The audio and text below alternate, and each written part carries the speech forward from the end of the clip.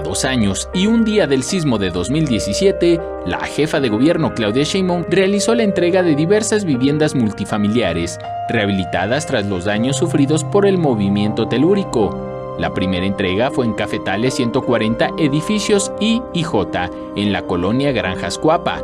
En estos inmuebles, el trabajo principal fue la renivelación de los edificios con una inversión cada uno de 2 millones de pesos. Aquí lo que se demuestra pues es que sí se pueden enderezar los edificios, si las cosas se hacen bien, y es lo que se hizo aquí. La segunda visita fue al inmueble ubicado en Country Club 184, Colonia Country Club, Alcaldía Coyoacán, en donde 24 familias damnificadas por el sismo pudieron regresar a su hogar, gracias a la rehabilitación de su edificio.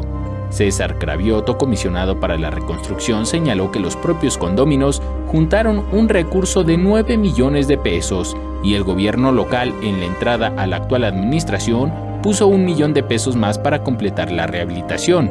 En justicia a la organización de los vecinos, se hicieron cambios en el plan de reconstrucción para poder realizar el reembolso de un alto porcentaje de lo erogado por los propios condóminos. Hicimos ya el cambio al plan integral para que pudiéramos tener reembolsos y estamos ya en trámites con su administradora para revisar todo el papeleo y, según el propio plan, pueda otorgárseles un reembolso. La última entrega se realizó en el inmueble ubicado en Versalles 47, Colonia Juárez de la Alcaldía Cuauhtémoc, en donde también los vecinos iniciaron las obras de rehabilitación con recursos propios en los 32 departamentos.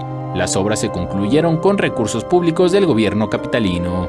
En la Cámara Joel Arias, para 21 Noticias, Enrique Muñiz.